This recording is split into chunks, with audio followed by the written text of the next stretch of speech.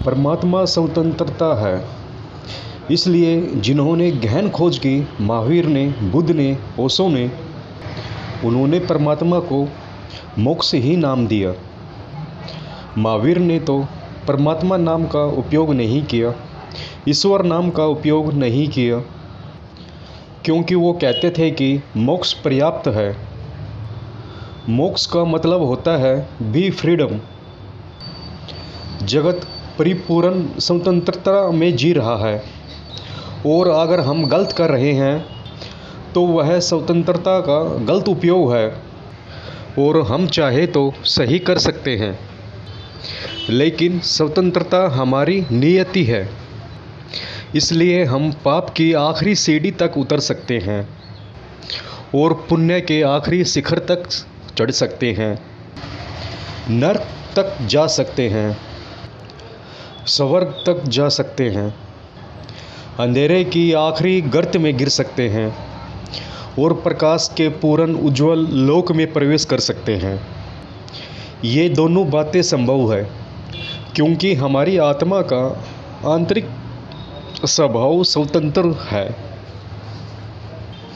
किसी ने ठीक कहा है, you can not choose the free, you are freedom.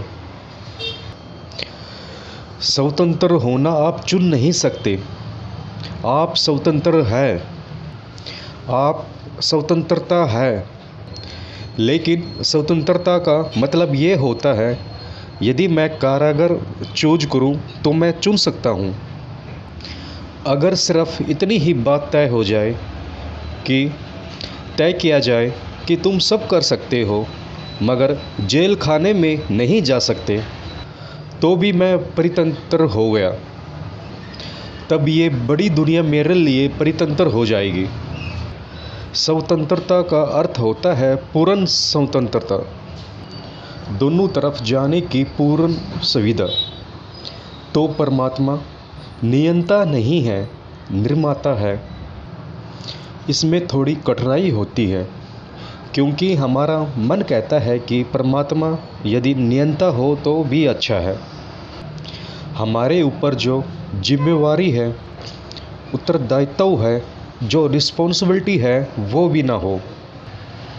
हम सब मशीन होना चाहते हैं, हम सब गुलामी खोजते हैं क्योंकि स्वतंत्रता का उपयोग करना नहीं जानते। और हमें स्वतंत्रता मिले तो हम अपना ही आत्मघात कर लेते हैं। हमें स्वतंत्रता जब भी मिलती है हम नरक की यात्रा कर जाते हैं और कहते हैं इससे तो बेहतर होता हाथ में जंजीरें होती तो स्वर्ग पहुंच जाते। बेहतर होता सब जगह कारागार होता लेकिन स्वर्ग पहुंच जाते, क्योंकि स्वतंत्रता में हम सदैव नीचे चले जाते हैं। इसलिए हम सदैव गुलामी खोजते हैं, नए नए ढंग से खोजते हैं। हमारे गुलामी खोजने के ढंग बहुत अद्भुत है। एरिक फ्रोम ने एक बहुत ही अद्भुत किताब लिखी है, एस्केप फ्रॉम फ्रीडम, स्वतंत्रता से पलायन। फ्रोम का कहना है हर आदमी पलायन कर रहा है। जहाँ भी स्वतंत्रता दिखती है भागकर अपने आप को गुलामी में छिपा लेता है। दिखाई नहीं पड़ता क्योंकि हमारी गुलामी की आदतें इतनी पुरानी है कि हमें ख्याल भी नहीं आता कि ये गुलामी है। अगर किसी को सत्य खोजना है तो वो सत्य खोजने नहीं जाता, तत्काल शास्त्र को खोलता है। उसे पता नहीं कि ये गुलामी है। वो सत्य भी उधार ही चाहता है कि कोई उसे दे दे। अगर किसी सत्य को खोजना है तो वो अपनों पैरों पे 2 कदम ही नहीं चलता और जल्दी ही किसी गुरु के चरण पकड़ लेता है और कहता है कि बस आप ही कुछ हो, आप ही सब कुछ हो, बस आप ही कुछ दे दो। मुझ पापी से क्या होगा, हालांकि सब पाप उससे हो रहे हैं। मुझ पापी से क्या होगा, हालांकि सब पाप उससे हो रहे हैं। क्योंकि पापी होने के लिए काफ़ी करने की ज़रूरत पड़ती है। वो कहता है मुझ पापी से क्या होगा, इतना पाप उसे हो सके हैं कि वो कहता है कि मैं पापी हूँ, लेकिन कहता है कि मुझ पापी से क्या होगा। वो कहना चाहता है कि किसी तरह मुझे मेरी स्वतंत्रता से बचाओ। Save me from my freedom. तुम मेरे जेलर बन जाओ। कल अगर मैं नरक में पड़ूँ तो मैं कह सकूँ तुम थे मेरे गुरु, और अगर स्वर्ग मिल जाए तो मैं ये कह सकूँ कि मैंने ही तुम्हें गुरु चुना था, मैंने ही समर्पण किया था तुम्हारे चरणों में, सब कुछ छोड़ दिया था। तो गुरु पकड़ेगा, शास्त्र पकड़ेगा, नेता को पकड़ेगा। हिटलर, स्टेनर या माओ ऐसे ही पैदा ना हो जाते। पूरा मुल्क गुलाम होना चाहता है। कोई ये हमें ज़ोर से कह दे कि ठीक क्या है और हम सब उसके चरणों में पड़ जाए। ये झंझट हम पर मत डालो कि ठीक क्या है। साफ साफ हमें बता दो कि ये करो, ये मत करो। इसलिए हम नीति, योग और शास्त्र के पीछे पड़ते हैं, साधु महात्माओं के हाथ पैर जोड़ते हैं। बताओ ठीक क्या है, गलत क्या है। जिनसे हम पूछ रहे हैं उन्होंने किसी और से पूछा है, उन्होंने भी कुछ पता नहीं है कि ठीक क्या है, गलत क्या है। लेकिन हम देखते हैं कि जब हम पूछते हैं तो बताने वाले लोग भी मिल जाते हैं और ये बता देंगे कि ये ठीक है, ये गलत है। कोई हमसे बोझ ले ले, स्वतंत्रता बड़ी बोझिल मालूम पड़ती है। होना तो चाहिए उल्टा, स्वतंत्रता पंख बन जाए आकाश में उड़ने के लिए, लेकिन स्वतंत्रता मालूम पड़ती है जंजीरों से भी बोझिल, क्योंकि कुछ सोचता नहीं क्या करे।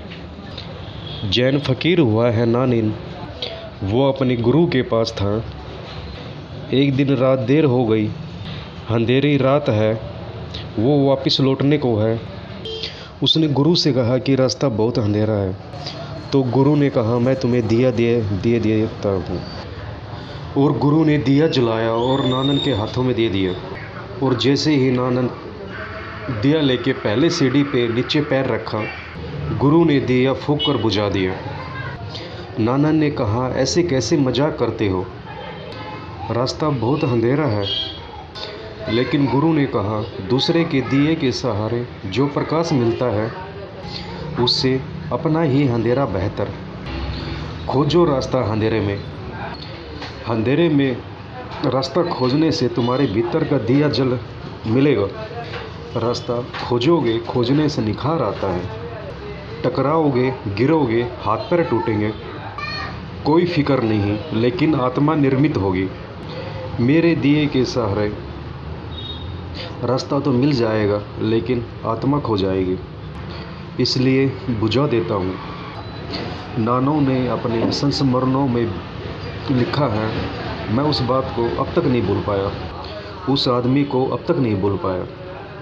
यद्यपि उसने मेरे हाथ का दिया छीन लिया था और जला हुआ दिया बुझा दिया था, लेकिन वही आदमी था जिसने मेरे को अंधेरे में धक्का दिया और मेरे भीतर दिए को जलने की सुविधा बन गई।